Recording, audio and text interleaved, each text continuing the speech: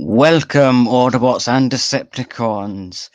I am Matthew Flynn, the gladiator of Kaon, and I am joined with Troy Pacelli, also known as Kaon, the Klingon cleric. Welcome, Yep. Troy. Thank you so much. I'm glad to be here. I was just talking to you in the green room, and I was saying, boy, this is a topic I don't know a great deal about. So normally I tend to monopolize conversations with my verbosity because I'm so fired up and excited. I am fired up and excited, but Yeah. My scope of vision on this is very, very tiny. So this is going to be more of a educate Troy about the Transformers, although I have some things to share. Yeah. Okay, so let's start with hearing your history of the Transformers. So, as I was mentioning in the back there, I'm just now realizing that there's multiple generations of Transformers. I guess that's kind of inferred by anybody who knows that there was a cartoon series, and then Michael Bay came along and did his schlock. That's obviously not, that's obviously indirectly related, but even within the cartoon series, there was this generational thing. So I guess I fall into no, I don't guess. I can be very firm. I fall into generation one. That's the 1980s, when well, I guess it's Hasbro now. I guess no, I suppose it was Hasbro back in the 80s too. Released the toys, and they were specifically just like with He-Man and G.I. Joe. It was, we make the toys first, and then we put out a cartoon, which is like, an entertaining commercial to sell the toys. Yeah. So I was because I was already a child of the 70s who grew up with my Mego superhero figures and my Star Wars action figures, and even the old 12-inch GI Joes. I just could not justify the branching into another toy line and trying to get my mother to shell out more money for a whole nother bunch of toys. In fact, I mentioned the superhero, the Mego superheroes, and we'll probably circle back to this again a little bit later with some of the questions I want to ask you. But Mego put out a very, very successful line that I got into a bit, the Micronauts, and they were these slightly smaller than 3 3/4 inch, but I know I used to play with them with my Star Wars figures. They were like these robotic type characters that you could take apart and put together in different ways and so forth. And when Transformers came along, I saw kind of kinship between those. They weren't the same, obviously. They were a completely different franchise, but I saw a connection there. And so I started watching the Transformers. My brother was a little bit more into the toys, and so he didn't watch the cartoons, but my mom got him some of the toys. I actually got one. I only got one Transformer, and that was, I'm actually forgetting the character's name. He was the big baddie. Megatron? Yeah, Megatron. He was the gun, right? Yeah. Okay. Yeah. I had Megatron, and I played with him more as the gun than as the robot. But it was a cool toy because when you folded him up into the gun, he was real life size, semi-automatic pistol with the silencer attachment and the scope and the stock that you'd slide onto him. I thought that was pretty cool. I used to pretend to be James Bond, and that was my my revolver. But yeah, it was So yeah, I watched that whole run of what they called Generation One. I suppose that was I don't know, like 4 series in the 80s. Um, and that included, well, I didn't go to there was a between season 2 and season 3 there was a movie. It was like Yeah. uh they did this in the 80s where they would GI Joe did this too. You'd have a series and then they would do a movie that was like a 2 hour special, of it was within the span of the series. So after season 2 you'd go see the movie and then you'd come back the following season, and then that movie ended up getting broken up into 2 episodes on TV in subsequent rerun period. So I saw all the 4 and the movie, and my memory of all the details of the story are a little bit fuzzy. I know there was a storyline with the death of who was the Autobot leader? Optimus Prime. Optimus Prime. Yeah, there was a story of the death of Optimus Prime.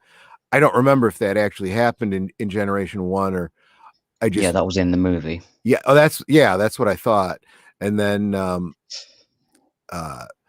the thing I started to have a hard time following was as they started changing the toys and they started getting into, instead of transforming into trucks and cars and, guns and oh, my brother also had the I want to say Soundwave was the character's name. He was like he turned into a cassette player, and he had another robot that went into his chest that turned into a mini cassette. Anyway, I thought that was kind of Which cool faction was he? Was he an Orb or was he Decepticon? Don't remember. I want to say Decepticon, but I'm not Because positive. if it's a Decepticon, then that's Soundwave. If it's an Orbot, then that's Blaster. The Soundwave is blue, and then Blaster is red. Oh yeah, he was blue. Yeah, I didn't know that there was 2 of them. So that's very interesting. But yeah, I guess we only had Decepticons in my house. Now that I think about it, and we had Bumblebee too. My brother had the original Bumblebee, which was I think a Volkswagen Bug. But yeah, those were the only toys that we had. Watched all those original Generation 1 and the movie, but was never so into it that we went out of our way to get them on some kind of physical media, and completely lost track of it after that. In fact, so that's to kind of pivot. Oh well, and I read some of the comics, just enough to know that very much like the GI Joe, they were trying to reflect the characters of the TV series, but they weren't considered canon with the TV series because the writers on the TV show did not care what the comic book writers were doing. So the comic book writers would kind of pay attention to the TV show. And I guess you almost had to think of them as being stories that took place in between or separately from or whatever. But I suspect over time they just went off and did their own thing, and we're like, okay, forget it. We're done with this. Yeah. The comics and cartoon were separate continuities from the beginning, which I think is true in just about every franchise, whether we're talking about Transformers, GI Joe, or if we're talking about Doctor Who and Star Trek. It's you couldn't maintain that. I think the only place that I remember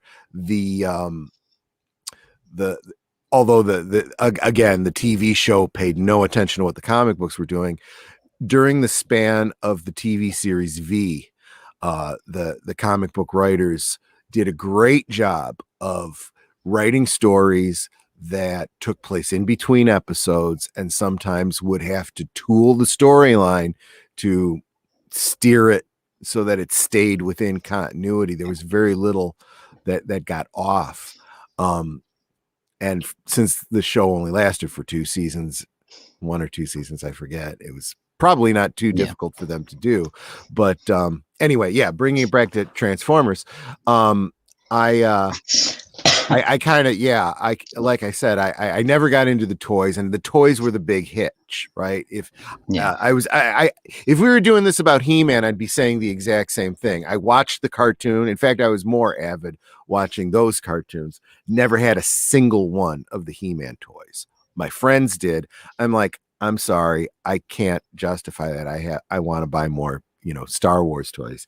And if you don't have that active role-playing method, where you're imagining the stories yourself outside of the show, you kind of just, okay, if I miss an episode, I don't care. Oh, this character died. Oh, okay. Whatever happened to so-and-so, okay, and then, yeah, so then I kind of moved on from there. But so now as I look at the thumbnail for today's stream, and I'm looking at the art style, it brings me back to what I was saying earlier about how I felt like Transformers was, somehow a spiritual kin to those Micronauts. And knowing the history of the Micronauts being a Japanese franchise that was licensed by Mego, and hey, can we distribute your toys, here in the US, and we'll create our own mythology about it and so forth. I kind of suspect that's probably what happened with Transformers too. Am I right about that? Yep, you are not far off with that. So they probably have a whole completely different story over in Japan. Yep, I can cycle the clock back and start talking about like how far back Transformers goes, or not like the actual brand, but everything that became the brand over time. And so when you say circle back, you mean to before what I knew as Generation 1, right? Yeah, to before the Transformers became, well, Transformers. Yeah, so like pre-1984, I'm guessing, somewhere around there. 84 was the when the cartoon came out.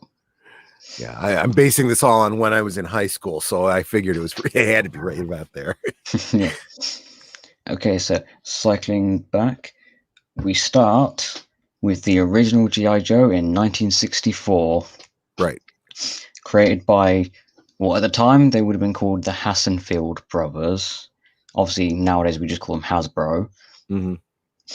That figure was designed by Stan Western, and it was imported, or a year later, it was imported here to the UK to become Action Man. Action Man, yeah. Mm-hmm. And obviously that became separate, evolved in its own way here.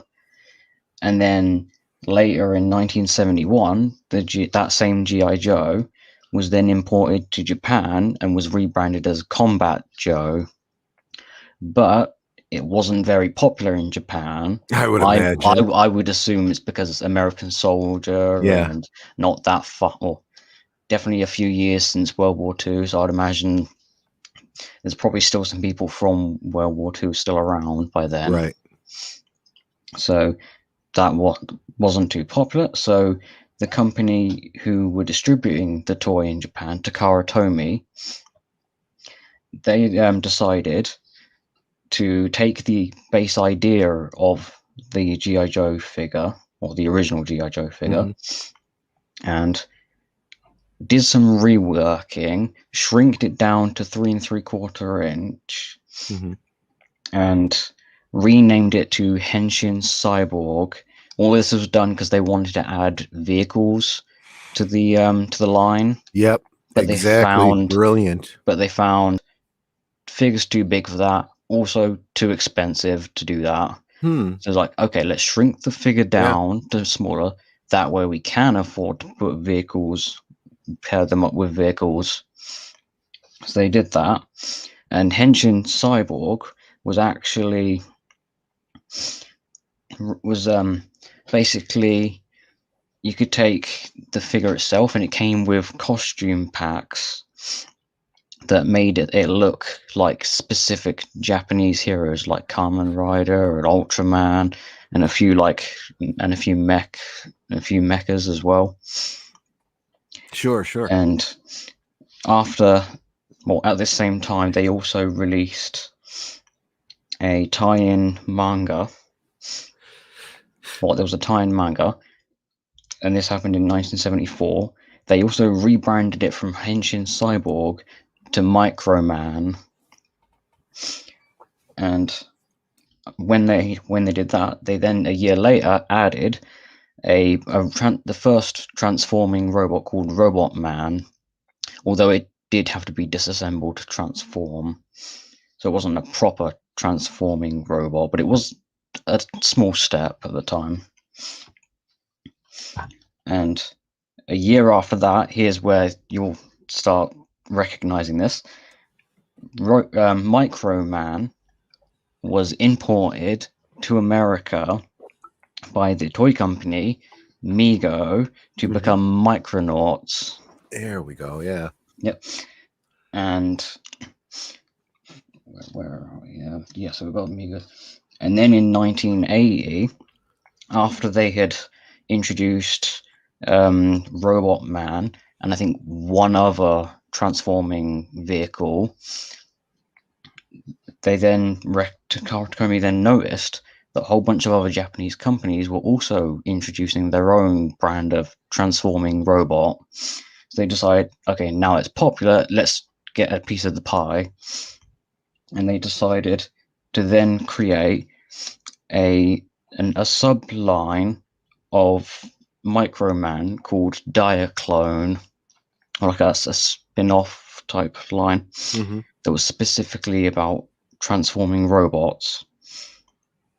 And then 2 years later, they then from the Diaclone line, they created a sub-line of that called Car Robots, which had an even more focus on transforming vehicles. Although they were only mechs, they weren't living robots. And when you say mechs in this context, you mean there were characters that were like human that piloted these things? Yeah, it was essentially the humans who piloted the vehicles, and the vehicles would transform into robots, and they would be piloting the robots. Okay.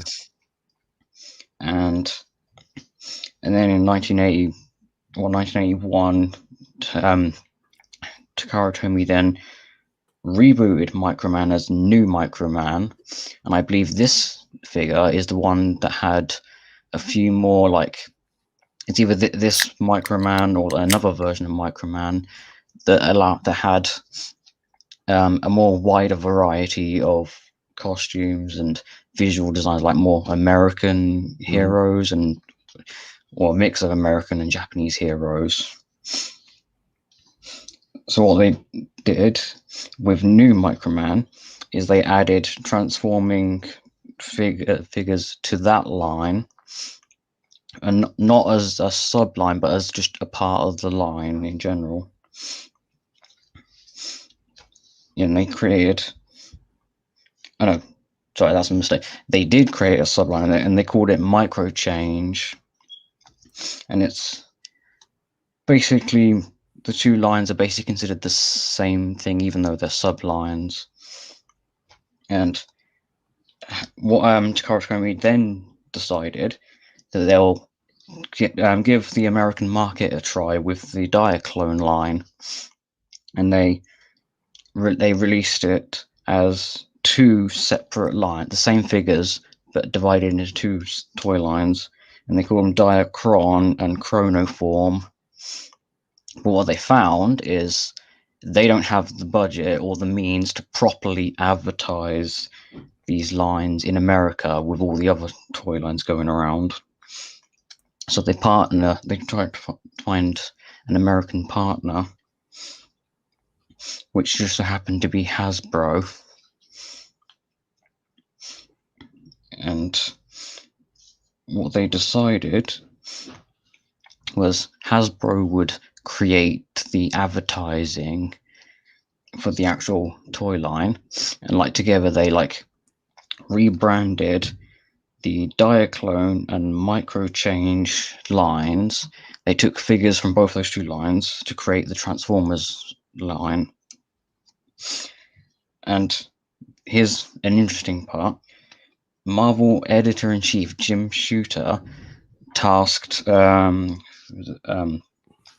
O'Neil to write a story treatment for the Transformers, but didn't like his treatment, so Jim Shooter decided, I'll just write the treatment myself. Yeah.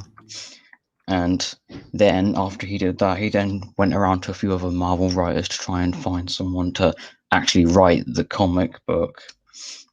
A few people passed up the idea, but the one who actually got the job was Bob Budiansky. And he didn't use all of Jim Shooter's treatments. He actually used a mix of Jim Shooter and Denny O'Neil's treatments. So a few of Denny O'Neil's ideas for the brand did actually come through and be in the actual series itself. Like the name of the Autobot leader, Optimus Prime, that came directly from Denny O'Neil. And then a few other ideas came from Jim Shooter, like the planet Cybertron, the reason they leave the planet, the reason they land on Earth, and why they're on Earth and what they're doing. So the whole idea of them being a Autobot Decepticon civil war and them crash landing on Earth and then fighting over Earth's resources and that sort of thing.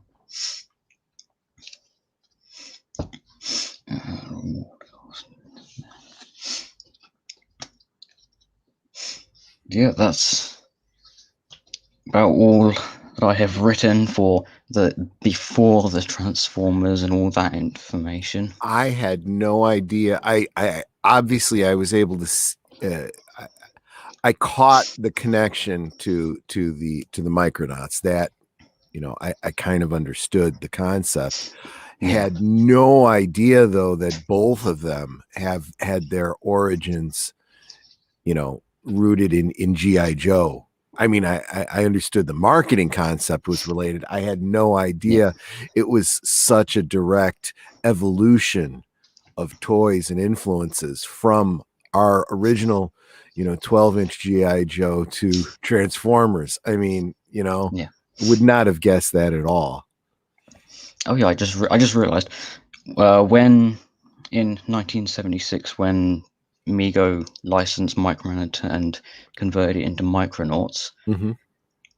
This was actually the first time in the American toy market that they had 3 3/4-inch figures, and that's why we have stuff like Star Wars and a few other lines that were also that exactly scale. That was, and I kind of knew that too because I mean, just they say hindsight's 2020. If you wanted to buy, and I did, me and a lot of my friends, we had the 12-inch G.I. Joes, and they luckily they were receiving hand-me-downs from their uncles. I didn't have anybody in my family that played with G.I. Joes, so I was first generation. So I just had the figure and a couple of accessory packs. But my buddies had whole steamer trunks of different outfits and accessories and vehicles and so forth. And this was a priori. This was as they were coming into it. They had all this built in, and then they started getting new stuff. So I thought this was so cool, but it was also expensive. I couldn't go back and just the action packs and outfits were, I could buy 2 or 3 of the 3 3/4-inch action figures for what that stuff cost. And that was the whole idea, right? We also have in the 70s, we had this oil crisis. So the price of plastic got expensive.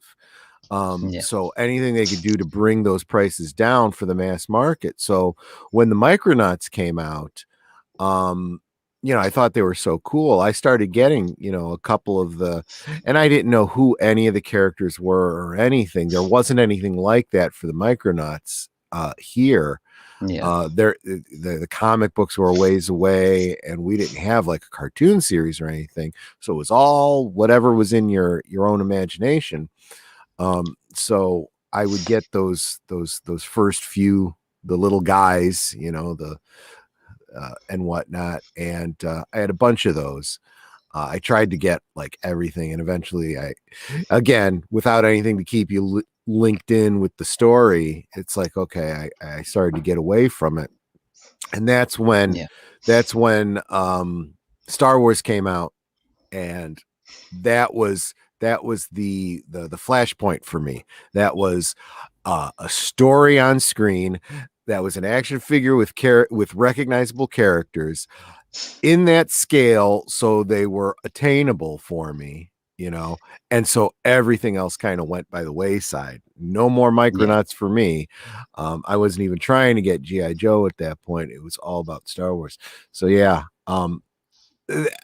So I know that this whole marketing concept of making cartoons to sell toys came under a great deal of scrutiny from parent groups in the 80s, but come on, it was fun for the kids. It's not just that. Yes, they were marketing a line of toys to the kids, but the kids enjoyed those toys so much more because they were linked to those cartoons. Yeah, and they had something to pull from to create stories. And you could then, if you missed it or if you watched it or whatever, you could go to school the next day and talk with your friends. Did you see that? All that chitter chatter and excitement. And it was, in a way, it was even better than Star Wars, because Star Wars, you had one movie and then you'd wait for 2, 3, 4 years for the next one to come out. In fact, between Star Wars and Empire, we didn't even know for sure there'd be a sequel. All we had was one movie and our toys, and we'd make our own stories. Whereas, come G.I. Joe and He-Man and so forth, it was daily. You'd go home, watch the cartoon, go back to school, talk with your friends, play at recess and after school with your toys, with each other, and combining your toys and whatnot, interaction, and then go watch the next cartoon. And then the movie comes out and it's like, hey, let's all go see the movie. And, or what's even worse is, oh, have you seen the movie? You haven't seen it yet, and the concept of spoilers, we didn't have a term for it, but we knew what spoilers were. It's like, oh man, now I gotta go see it. But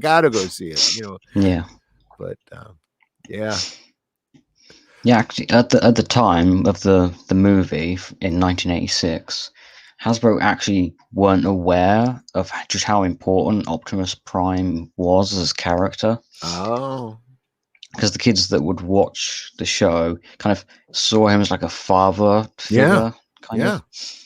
So when the movie came around and Hasbro killed him off, like obviously to them they're like, okay, kill off the character, make room for new characters, and like replace him with a new Autobot leader and do all this. They weren't aware of like just what they were doing at the time. The impact. Obviously, I think some of the people working on the movie were aware of how important Prime is. Yeah. But anybody from a narrative standpoint kind of gets it. This is the main goodie, right? So it should have that emotional impact. And obviously the writers of the movie at least understood that, because it definitely had the narrative beats and the emotional impact and all of that. But yeah, I think you're right. They may not have realized how that was going to hit the kids. And I don't know if that's good or bad, but it had a major impact. That's true. Yeah, there are multiple reports of kids crying, leaving the theater halfway through because their hero's been killed on screen. Yeah. Some reports about kids locking themselves in their closets for like, I think, days on end or something like that. I don't know if that's actually true, but that could be. I'm sure it's probably a bit exaggerated, but yeah. I mean, it doesn't surprise me. But see, here's what's interesting. I don't know. I don't know. You might have a different perspective on this, but I grew up in this very westernized, very, I would almost say very Americanized concept of storytelling, especially for kids, where everything always had to have the happy ending. Everything always had to, work out for the goodies, and the baddies always got their comeuppance and whatnot.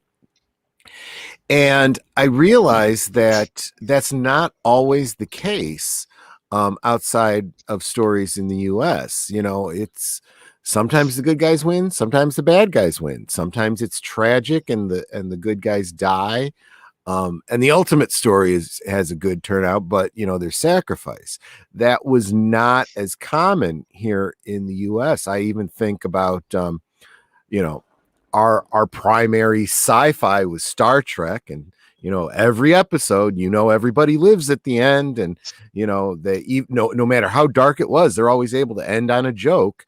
Whereas then you go and look at Blake 7 over in the UK, and that's 4 seasons of the goodies fighting against the baddies, and at the end, spoiler for a 40-year-old series, the bad guys win and all the good guys are wiped out, Yeah. and you'd never see that in the US, but in the UK, yeah, sure. That's the story we were planning to tell. I suppose it's because we tend to have a cynical view on things.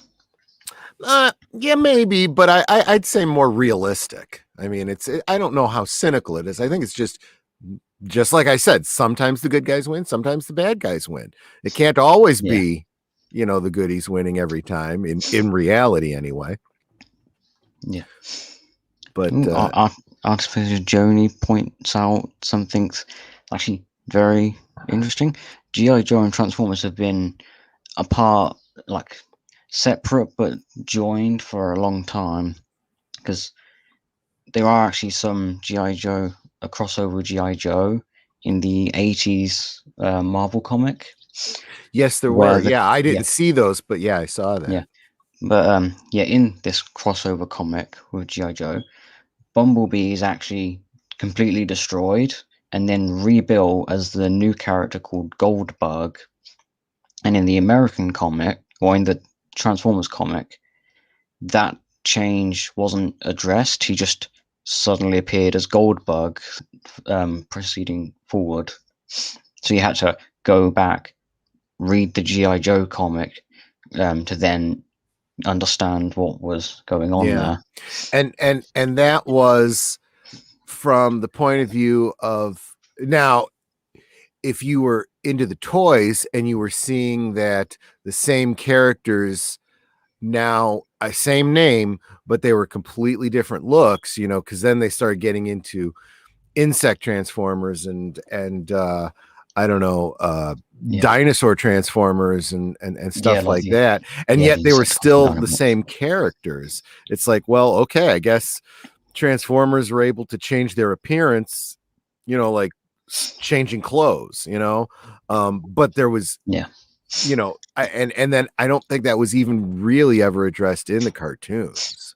Because they're either how most of the toys worked is they would introduce the new toys either as, if they're separate from the already existing toys, then they would be separate characters, and they would have some kind of explanation of where they came from. Like in the comic, the Dinobots came from Cybertron. They left Cybertron before the rest of the Autobots and Decepticons crash landed on Earth and became trapped in the Savage, in Marvel's prehistoric area called the Savage Land, related to the X-Men. That was the only time that they had any kind of connection with the main Marvel universe. Apart from that, Transformers was very much separate from the primary Marvel Comics continuity. Sure. And and I always felt that a lot of these crossovers just seem clunky. I mean, I've seen things like Doctor Who and the X-Men, and Star Trek and Doctor Who, and Star Trek and the X-Men. It's like, Yeah. these are universes I don't feel like should ever actually touch, Yeah. I think it's even a stretch when they would do things like Marvel DC crossovers. It was Oh neat yeah. for one-offs, but the idea that there's a universe where where Superman and Spider-Man are regularly interacting, that it Yeah. doesn't work for me.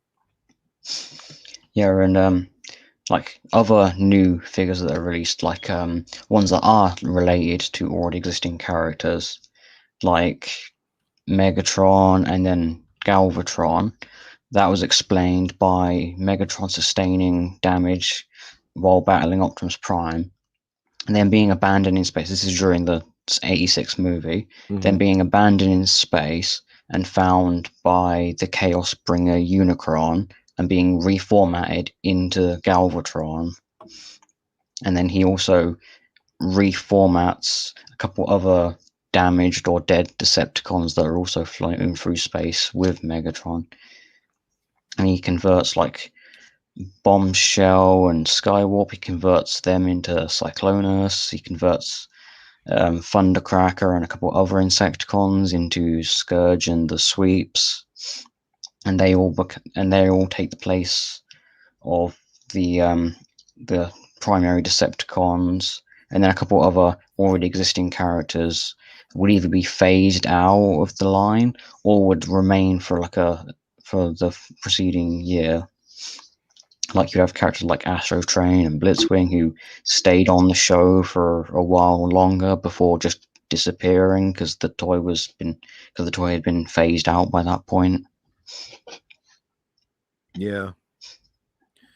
Yeah, and that was that kind of lore, like I said, was kind of lost on casual viewer for the cartoon, but it certainly makes a lot of sense, right? We're not talking about GI Joe here. When you die, and that's it.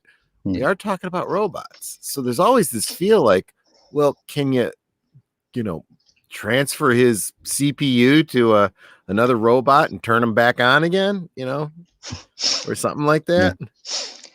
Well, Transformers have a memory core and then a spark. The memory core would be their brain, like the memories and stuff, and then the spark would be their soul.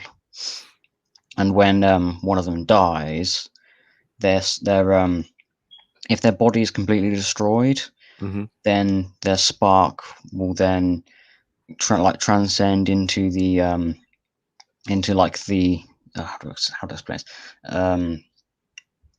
Like a afterlife type dimension called the All Spark, which is basically all Transformers sparks like joined into one, and this like All Spark, it would be the Transformers god Primus's spark, because all other Transformers, all of their sparks are like a fraction of Primus's spark.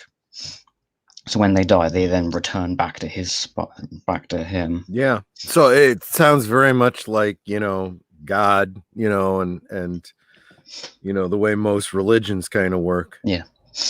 I mean, Primus is referred to as a god of order and light and creation, that sort of thing. And then Unicron, who is his brother, is referred to as a destroyer of worlds, bringer of chaos. What else is there? Lord of the undead. Like a lot of this is added as the different shows go on. So obviously it wasn't quite as complex when it first started and first introduced these characters, but over time it became more and more complex. And you even have like splintering continuities. Even during like the '80s, Generation 1, even then you had splintering continuities because you had the cartoon, the Marvel comic, and then the Marvel UK comic then split off into its own continuity. Wow. Then you have the Japanese continuity that splits off from the American cartoon. And then you also have the manga over in Japan that also splits off into its own continuity from the Japanese continuity. So even back in the 80s, you still had like a big tree branches of continuities.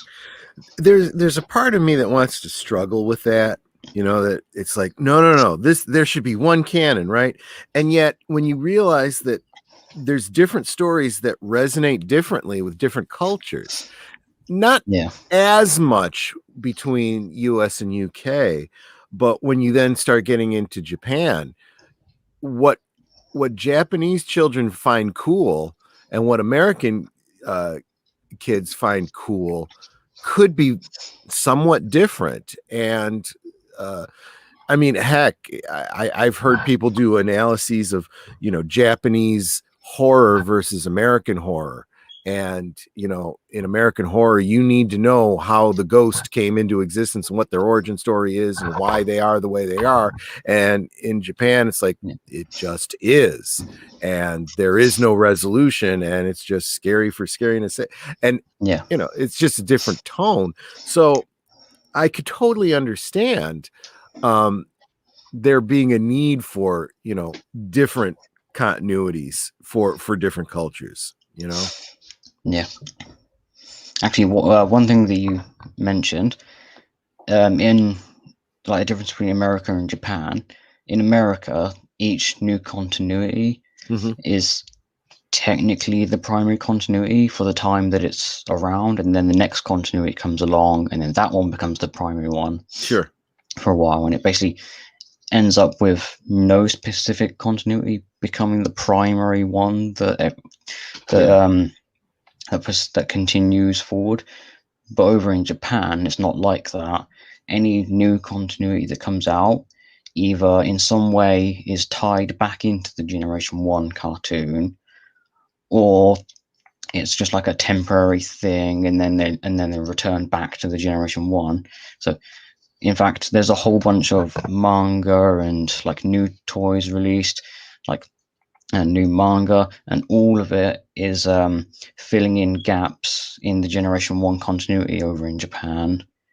And it's actually still being filled in to this day, like 30 or 40 years later. Wow. And that and it ends up with the Japanese continuity being very dense, but like having as many little gaps being filled by something at some point.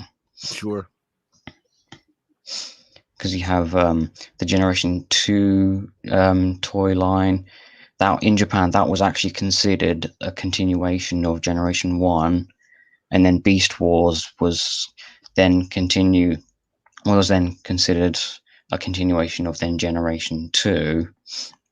While over here in the West, Generation 2 was basically ignored and was considered a what if continuity rather than an actual continuation, while Beast Wars is the show that became the continuation of Generation 1. Gotcha. Wow. Yeah. Yeah, that's kind of blowing my mind a little bit. There's a lot more there than I ever realized. Yeah. I'm sure you've noticed my icon. I will divulge the information about that. This is actually very interesting, and I'm sure it'll become apparent why I've chosen this icon.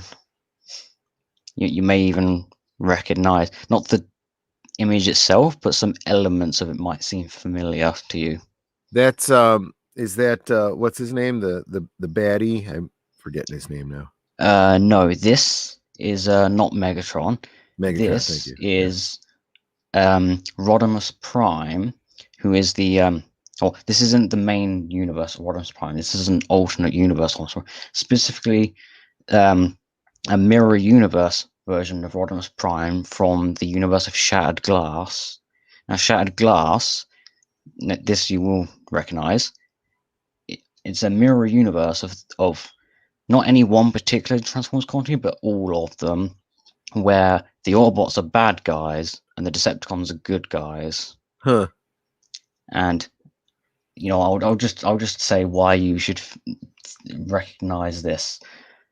Rodimus or Shattered Glass, Rodimus Prime, is visually based on Mirror Captain Spock, or not Captain, Spock from that particular episode. Oh, to have like a beard. Yes, Gotcha. the beard and mustache. Yeah, no, because just the idea of a robot having a beard, but then yeah, I guess visually speaking, that you could see it that way. I see that now. Although there is one difference with Shattered Glass from the Star Trek mirror universe, is that in Shattered Glass, the characters, they're not just reversed good and evil, like good guys are evil and bad guys are good. Mm-hmm. It's also reversed in a way that specific characters, their color schemes are reversed to not from normal, and also potentially their personalities are also reversed from normal. So regular universe Grimlock is like very like caveman-esque in like the way he talks and acts. And he's not very smart. While Mirror Universe, or while Shattered Glass Grimlock is the exact opposite. He's like evil, like very intelligent and very cunning. Gotcha. And Yeah. all the other characters are also the same. Where it kind of varies. Sometimes their personalities are complete opposite. Sometimes their color schemes are complete opposite. Interesting. Yeah, that kind of makes sense. Yeah. And also going off what I've said before is that Transformers as a brand could potentially have the biggest multiverse out of any other fictional story, because obviously each year Hasbro comes out with a new toy line, and then fans just buy up every toy that's released. So Hasbro gets a whole bunch of money from this, and they go, okay, the fans like this, let's keep doing this until they don't like it. Then we'll change it up to something else that they like. Then they'll start buying up all the toys of that change, and then Hasbro will keep doing that for basically as long as it will make money. So that basically means we'll just continuously keep getting new continuities every few years, and that will then result in the Transformers multiverse getting bigger and bigger and bigger every few years. In fact, there's actually a flow chart you can find online of the Transformers multiverse, like where it splits off and what connects to what. And this flow chart became outdated very quickly after it was made. And that's just how big the Transformers brand has like grown. Yep. Wow, I see it. That is complicated. There's actually different iterations of it. Some of them are incredibly complex. If I can, hold on, I'll search for this flow. I know it's outdated now, so it's kind of wouldn't necessarily be useful, but I'm going to bring it up anyway, just to give you an idea of this. Transformers.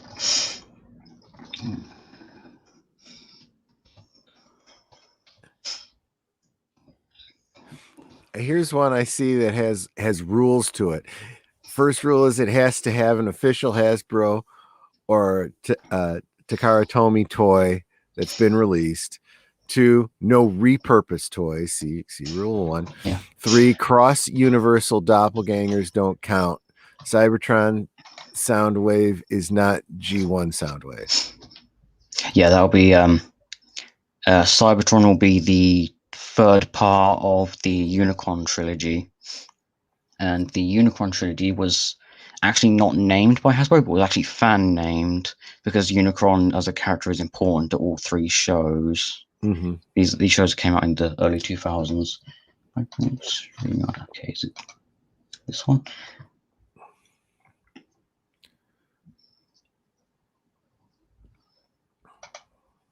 Wait, is that the right one? Or is it this one?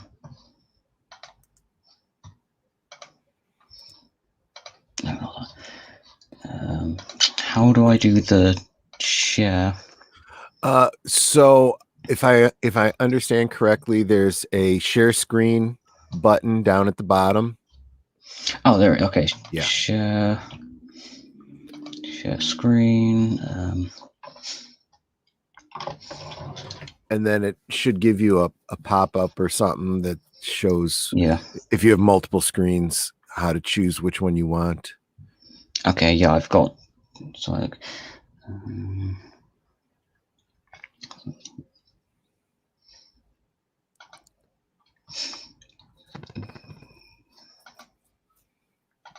Yeah, I got to figure that out for my stream tonight too. I don't usually use it, so. that one. Oh yeah. Wait, do you see that? Yep. Yep. Oh, I did the same. weird, isn't it's I not did. showing. Oh, there we go. It was Yeah. delayed on the YouTube video Oh on the other yeah, yeah. screen. There's a delay between Yeah. StreamYard and Okay, that's YouTube. actually But yeah, showing my. that's looking like just like what I was seeing on my screen too. So, can you see my mouse right now? I do, yes. Yeah. Okay. So obviously the colored boxes are where the continuity is split off, but you have all the lines where they all connect in some way. Obviously, some of them don't connect. Although sadly, I can't zoom in, so I. You should be able to click on that.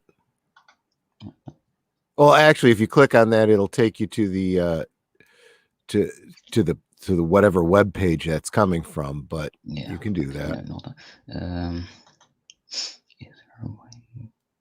Okay, no, I don't see. I'll just, but yeah, obviously inside the boxes will be the names of the different shows or comics or toy lines that they are connected to. And yeah, when this came out, it very quickly became outdated. Actually, there's another one right here. Here's another one. Yeah, that's the one I saw. That's like incredibly complicated. I just my mind was just swimming from that. And okay, here's something. I will show you a couple of Transformers that I specifically have. Rather than pulling up pictures I've taken, I'll just pull up pictures of them on Google. It's much easier that way. Yeah.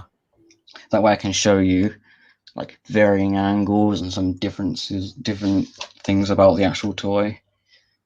Obviously, if I had a webcam, I could literally just grab the toys and like hold them in front of it, but I don't have a webcam currently, so I can't do that. Let's start with my current favorite. Actually, my current favorite part of the there he is. This is the newest one. This is the Kingdom toy line, which is the final part of the current trilogy. Obviously, this toy line will last over the course of this year, and then next year or by the end of this year, they'll reveal what the next toy line is, and then next year they'll start releasing the figures for that next toy line. Gotcha. So there's an image of Cyclones' jet mode. This is actually very sleek, and it actually transforms like a very smooth transformation, very well engineered. Because if you see this spot right here, this is actually the chest of the robot mode. This section is the chest. His head would be like here. So basically, this all like folds up into itself and then rotates into the chest because the head is inside here and it rotates out to here. Because in the Generation 1 or the 86 movie and the cartoon, Cyclones' transformation is that his head becomes the nose cone of the jet. So they couldn't replicate that like one-to-one in the toy because that would be incredibly difficult to do. So it's just easier to have his head rotate around and hide inside his chest, and then have the rest of the nose cone fold out. Obviously, these are his arms right here, and these bits, this bit right here in the middle is his legs, and his feet fold out from right here. And one very specific detail of the transformation. Like the wings here are like they're very large at the end here, but they become right here on his shoulders, and as you'll notice, they're actually a lot smaller here on his shoulders. That's because there's a part of the like right here, there's a piece of the wing that extends down, and then it will extend along here like this, and then this bit right here folds up behind the rest of the wing to then make it look like it's shrunk down into the into the wing, make it look smaller, and it also makes it look more animation accurate.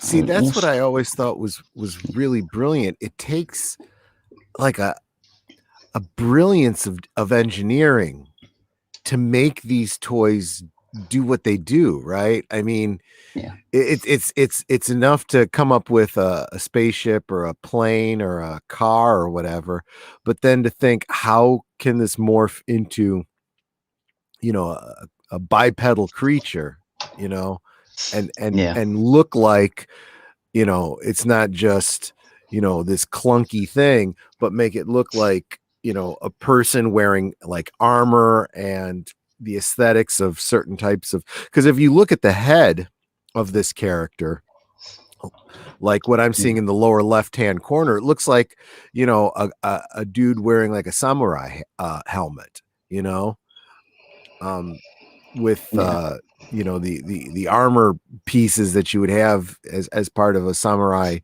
you know, armor. It has a visual sense to it, and to think that all of that works with, you know, folding it into another toy. That was the other thing too about the toys. There was a certain play value there, because you not only had action figures that fought each other, but they folded into a completely other toy, and then you had your gun, or you had your plane, or you had your car, or whatever, you know.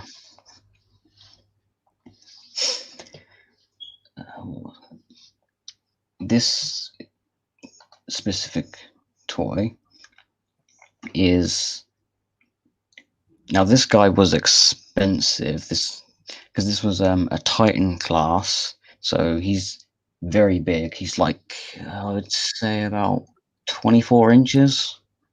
Sure. And he cost me like £165. Now obviously I saved up made sure I had more than enough money to buy this, because it wouldn't be particularly smart if I just waited until I had exactly the right amount and then bought him and then ended up with no money left. Yeah. So despite the fact that I buy multiple of these Transformers, every now and then I do try to pay attention to how much money I'm spending, and like try to keep an eye on that sort of thing. So this guy is referred to as a headmaster. So he appeared later into the G1 cartoon. Was there some sort of an Autobot school or something like that? Oh no, it's not. That's not what I mean. That's not what the. Oh, okay. Means. The term headmaster in this context is referring to the fact that their heads come off and then transform into human-sized robots, or actual humans who have been surgically altered. Depends on the continuity, but Scorponok here is referred to as a double headmaster, because obviously because of how big he is, you can't have a humanoid-sized person transform into the head and then have it match. It would look very strange. But what happens instead is, because he's a double headmaster, his head comes off, transforms into a robot, and then that robot's head will then come off and transform into a human-sized robot. And I'm going to go into like the American version of the headmasters, because there are differences. In America, the headmasters are humans or humanoid aliens called nebulons who have binary bonded to the specific transformers Mm-hmm. to like enhance the transformers themselves. The Marvel comic does go a little deeper into the actual connection. So, like in the Marvel comics, Scorponok here is partnered with the Nebulon politician called Zarek, and late into the comic, their like connection becomes a lot stronger, and they like their emotions and their personalities start to kind of blend into each other.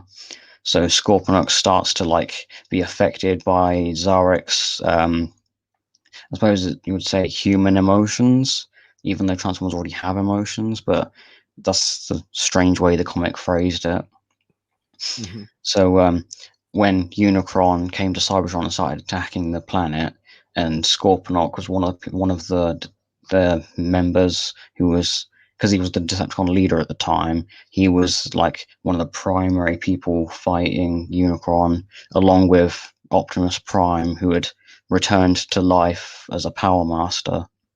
And basically, and at this point, Zarek's like afraid of Unicron because of like how powerful he is and how deadly he is, and basically Zarek's having like a mini panic attack over this. Mm-hmm. But Scorponok doesn't quite feel like fear because he's essentially a killing machine.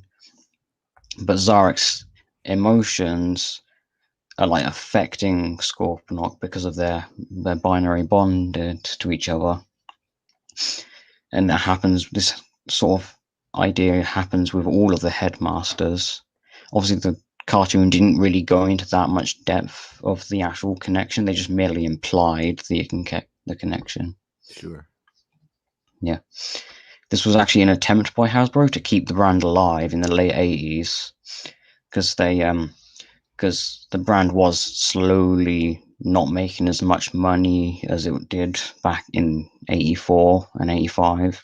Mm-hmm. It was actually mostly in part to the 86 movie, because obviously a load of children were hurt by or emotionally hurt by the death of their favorite characters. Actually, here's an image. So this is basically what the headmaster or double headmaster does. So this guy becomes the head of this guy, then this guy turns into the head here of the main robot. Oh, so when you say headmaster, you literally mean the head. Yeah. Yeah. And there's a whole, yeah, after the 86 movie, obviously children were emotionally hurt by the death of their favorite characters, Mm-hmm. and this caused the season 3 to not get as much viewership as the first two seasons did. And it also didn't help that they didn't bring back the same animation company that animated the first two seasons. Mm. So you had a noticeable drop in quality in the animation and the art style of season 3, which, I mean, season 1 and 2 already had a few animation errors here and there. That was more to do with time constraints, and they couldn't go back and fix it because they didn't have the time to. But in season 3, the various animation mistakes and quality control issues and that sort of thing, they were much more apparent. So they didn't have the money to keep the show going for any more years, so they had to end the show. Obviously, the comic went for far longer because the comic's popularity did actually manage to maintain for a couple of years. I think until 1991 is when the Marvel comic lasted, or when it ended. And by that point, Hasbro recognized that the brand wasn't making the same amount of money as it was before. Mm-hmm. So they decided to instead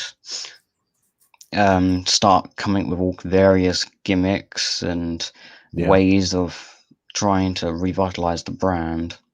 So they were like, okay, let's add triple changes and what's more than a triple, six changer, headmaster, target master, power master, micro master. Let's add some European exclusives and call them Turbo Masters and the Predators.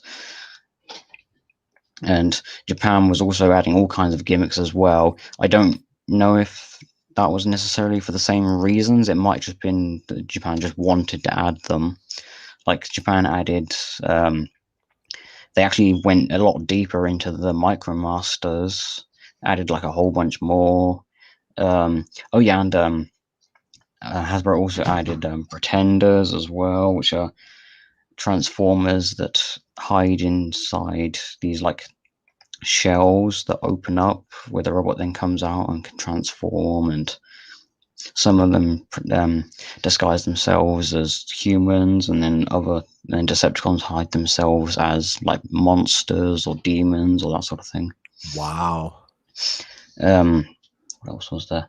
Oh yeah, there was in the I think it was the late 80s, early 90s, Hasbro also released the strangest gimmick for Transformers, that being Action Masters, which were non-transforming figures, which I don't understand what compelled them to make that decision. It's I like, can't even imagine how that would work. yeah, it's like they're literally just like around the size of like 3 3/4 inch Transformers characters that don't transform but are posable to some extent. Huh. And then Okay. what else was there? Oh yeah, and obviously Generation 2 was also another like gimmick that Hasbro came up with to try and keep the brand alive. And Generation 2 was basically the most 90s that Transformers has been. So you got like a 90s comic book with all the tropes of 90s comics. You have the toys in loud, obnoxious 90s colors, and ridiculous names like Laser Optimus, and I think what was the other one? Tank Hero Megatron, where Megatron turns into a green and purple camo tank with a big label across his chest that says Megatron Attack. Hmm. And he has like a big, massive cannon on his shoulder that fires projectiles. And eventually Hasbro did decide to make one last attempt at some form of like something that would revitalize the brand, and that being Beast Wars, which actually did work. Because the idea was that, hang on, let me bring up some images for Beast Wars.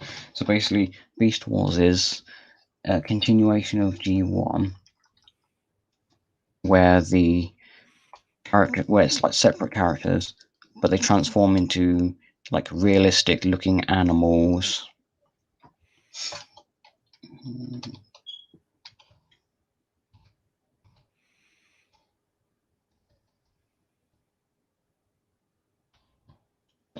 Okay, that is not what I wanted. I don't know why it keeps doing. There we go. So yeah, Beast Wars was basically the 90s or late 90s Transformers. I would say probably for my generation would be Beast Wars. Mm-hmm. And also Wolf 10 Media. He's also would fit into the Beast Wars generation. I'd imagine if you talk to Wolf 10, he will speak very highly of this cartoon. This cartoon had really good storytelling for the time. But the popularity of the Beast Wars cartoon and the toy line, and there was no comic book for this. Ah, yes, I see. Artificer Junior's Kaon has brought up a phrase common amongst Beast Wars, that being truck, not monkey. Yeah. Now, this comes about because when Beast Wars first came out, it didn't have that strong of a connection to G1, and most G1 fans didn't like the idea of their favorite Autobot leader being transforming into a gorilla, and they preferred him to be a truck. Obviously, the two characters are actually separate. It's Optimus Prime, and then the monkey would be Optimus Primal. Optimus Primal. Yep.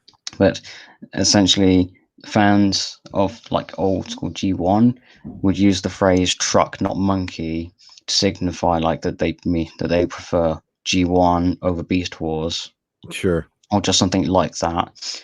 Obviously, not everyone stuck to that. Over time, people watched more of Beast Wars and were actually won over by it, and grew to like the show and that interpretation of the brand. But actually, in Japan, this show was um was actually dubbed into Japanese, and then in between the seasons, Japan also made 2D animated shows called Beast Wars Second and Beast Wars Neo, which I am sad to admit are very difficult to find physical DVDs of. Mm. I've been able to get a hold of pretty much most other Transformers TV shows on DVD.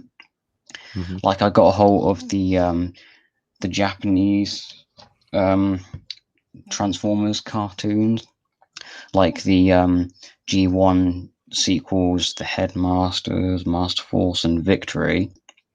They were all included in a collection called the Takara Collection. But the Beast Wars anime, none of them have been released or re-released or anything like that. So far as as far as I'm aware, Beast Wars Neo and Beast Wars Second, very difficult to get a hold of. And there was no English dub. It was only the Japanese version. Although speaking of English dubs in relation to Transformers anime, Mm-hmm. the Headmasters anime was actually dubbed into English. Now this is going to sound weird, but it was dubbed into English by a Chinese company. And yes, the dub is as hilariously awful as that explanation makes it sound. I would imagine, yeah. Actually, I think I'll bring up like a clip of the. It takes the whole concept of English to a whole completely different level, Yeah. huh? Okay, let's hope this works. Obviously, I won't play like an entire episode, but I'll like.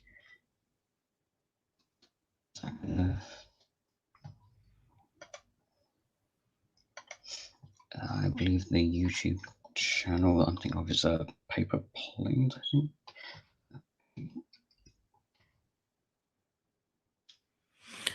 Artificer Joni is saying a lot of the ideas and concepts introduced in Beast Wars have become series canon. Wasn't the term spark introduced there first? Yes, the idea of the spark was introduced in Beast Wars, and the idea of all sparks returning to Primus and becoming part of the All Spark, that was introduced in Beast Machines, which is the sequel to Beast Wars. As they talked about, their multiverse, was there any discussion of the lore on their Primus? Like, is it the same Primus throughout their multiverse, or are there actually different Primuses in different multiverses?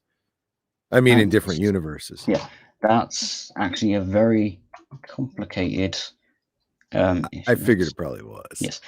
So at first, the idea of Primus and Unicron and the Primes, all of those specific characters, at first, well, not in the 80s, like in the early 2000s, they were considered to basically be the same characters across every continuity. So every continuity, Unicron is the exact same Unicron. But the idea kind of started to fall to pieces as the time went on, because different continuities just couldn't hold up. Started to introduce different versions or different interpretations that made it a lot more difficult to explain it being the same character. Like in Transformers Prime, Unicron was revealed to be in the Earth's core, or he is the Earth's core in that continuity. But in every other continuity, he has nothing to do with the Earth. He has no connection whatsoever. So explaining how that happened or why would take too much focus away from like everything else happening. So they decided in the Collectors Club stories to then remove the idea of different Transformers characters being like universal singularities and made every different version of Primus and Unicron and the Primes, and basically after that point made them all separate individuals across the different continuities.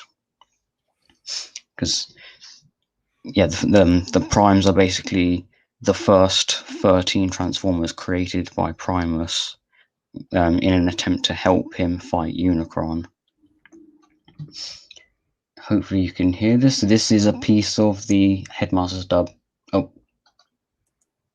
Okay, hold on.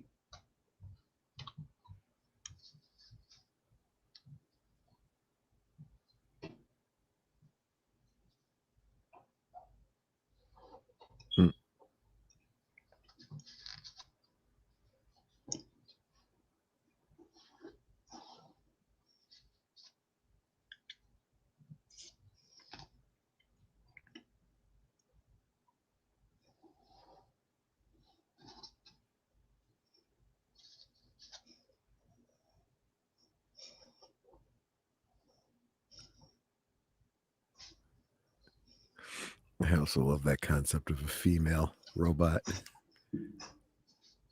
Okay, now that I've shown, that's what you'll expect if you watch the English dub of Headmasters. That's funny. I have heard the Japanese version is a better version of the show. I have also heard that the Unicron Trilogy show Transformers Energon also has a horrendous dub, and that apparently the Japanese version of that show is also much better than the American version. I mean, I could probably watch. This is definitely the kind of dub that is like hilariously like bad, like not bad in like a torturous way, but bad in a I could probably sit and laugh at this for a while. That's funny.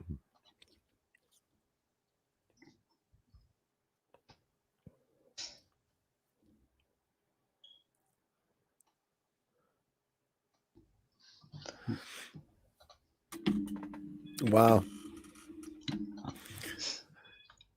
Yep, I clearly have had a lot to learn. Yeah. Ooh, 76 minutes. Oh, an hour and 17 minutes. Yep. You know, it feels like we've been on live for longer than that. I know. I'm actually getting to the point where I'm going to have to step away if we're going to continue on a bit.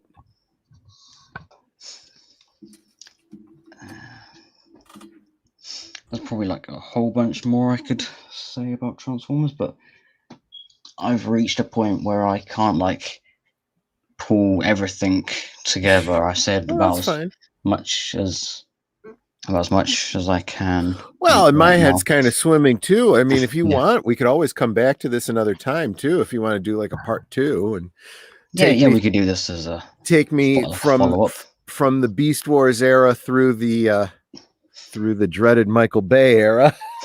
Yeah, really, because there were a few shows, like 4 or 5 shows in between that time, between Beast Wars and the Michael Bay films. Sure. And obviously a whole bunch of comics and the license passed on to different people across. Like obviously it started with Marvel, then once Marvel lost the license, it went to a company called Dreamwave. Then Dreamwave went out of business, although that had nothing to do with Transformers. That was just because they were just like not the best business minded people in running the company.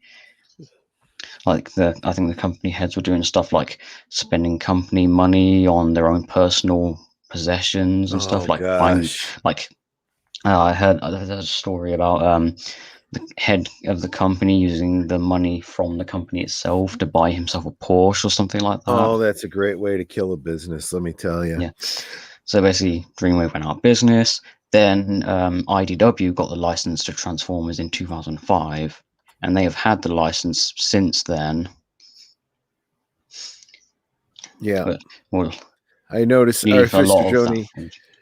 Artificer Joni said, anyone remember the Megatron and Mobster comic stories? What's that? Is that the Transformers meets the Sopranos or something? I'm not sure about that one.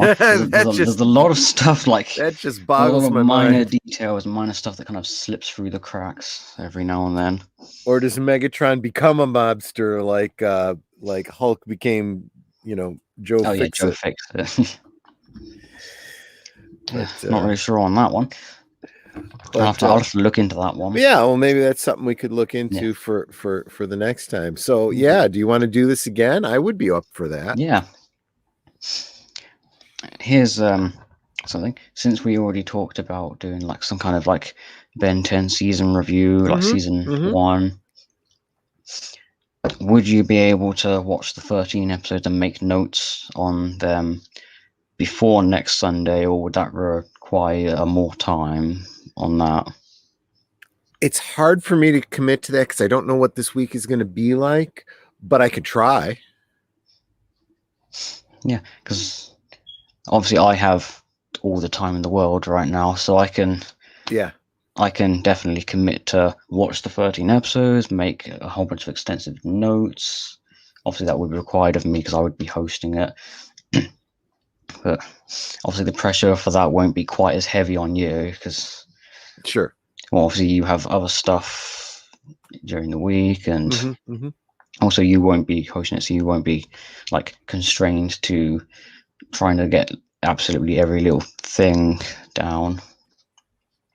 You got it. Yeah. No, I can definitely do that. And so yeah, we could try to what you think like same time next week? Yeah, same time next week. Okay, great. Yeah, let's plan that. Yeah. Sure. Are you gonna watch the episodes online, or are you gonna like buy the DVD? Probably not going to commit to buying the DVDs. I'll probably find them online. Yeah. Yeah, I suppose you can. I suppose if you do end up enjoying it, you could buy the Then I DVDs at a could. later Yeah. point. Then I'll probably end up buying them. Yeah. And this is what I always talk about with they're so concerned about piracy about stuff. You make stuff good enough, people will buy it. If someone downloads it and watches it and doesn't buy it, then they didn't enjoy it enough that they wouldn't have bought it to begin with. You're not losing any money, Yeah. That's just my thought. Well, all Yeah, right then. I mean, a lot of what I buy, like the anime that I buy, I tend to watch it online first. Not as like, oh, I don't want to pay for it. It's more of a, I don't know if it's actually worth buying. So I'll Exactly. watch like an episode or two online. If I enjoy it, I'll buy the show itself to support the actual creators. Exactly. And there's what I always say about owning physical media. Once you own it, they can't take it away from you. Or change or edit or change it or whatever. Yeah. In fact, if they do change it and it's a change you want, then you gotta kind of have to go out and get it again. That's great marketing, But anyway. Yeah. So yeah, great show, and I learned a great deal about Transformers. And I mean, I'm not so fired up that I'm going to go out and rewatch the whole first 4 seasons and buy the DVDs, but it was a nice little trip down memory lane, and I am intrigued to find out more about it next week. Yeah, I don't know why they called it the 4th season, because that 4th season is literally only like 3 episodes. Yeah, because you have seasons 1, 2, the movie, season 3, and then the 3-part finale called The Rebirth, which they branded as season 4. True. I don't think it's really. It really did seem like it was that. meant to be a hitch into something else. Yeah, but I think they definitely I definitely prefer to call like that 3-part episode finale. I prefer to just refer to that as the season 3 finale rather than season 4. That's what it feels. That's what it makes more sense to me. Yep. You can buy all of that like one collection, because that's what I did for my specific collection of Transformers. I bought one collection of all 3 seasons plus those last 3 episodes, and then I bought the 86 movie separately. I think it was the 30th anniversary Blu-ray I bought. Mm-hmm. And then obviously the Takara collection for the 3 Japanese continuations. I'm still getting around to buying Beast Wars, and also robots in the 2001 Robots in Disguise cartoon. I don't have that whole series, but I have a DVD of that. Just like I used to have a VHS of Transformers Armada. Mm-hmm. And actually, multiple of these shows I actually watched roughly around the same time. So I was basically jumping between G1, Beast Wars, Beast Machines, 2001 Robots in Disguise, a bit of Armada as well. I was basically bouncing between these and also buying the toys, which I believe was Armada and Energon toys were the ones on the shelves at the time when I was watching these. Alrighty. Yep. All right. Well, I'll set up the stream for next Sunday, which I'm sure the people in the chat will be slightly confused why we suddenly started talking about something else. But last week we talked about Doctor Who. This week we talked about Transformers. Next week it'll be Ben 10. Yep. We'll get back. It'll be a review of season 1 of the original Ben 10 from 2005. Yep. And sounds like a plan. Yep.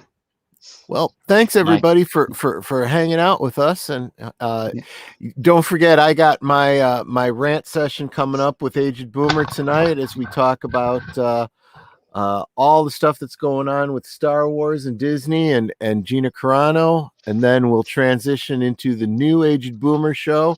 We're calling it Geeky Geezers at our regular time tonight. So you know, make sure you definitely not 24 hours earlier. Yes. Oh, that was so funny. And then as we're doing the rewatch last night, he finally comes on and sees all my notes to him going, "Hey, dude, you know, if you got people waiting here, I think you got this wrong." And he comes in, he goes, "I'm so embarrassed." It happens, Boomer. That's why you're called Boomer.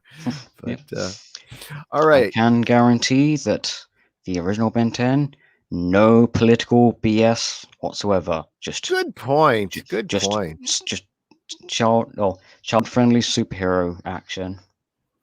There we go. That'll be refreshing. That in and of itself is worth the price of admission. I'll check that out. All right, everybody. Hopefully I catch you all tonight. Otherwise, come on back next week for Ben 10. Yep. And this is goodbye from the Gladiator of Kaon and Kaon, the Klingon cleric himself. Goodbye, everyone. Take care.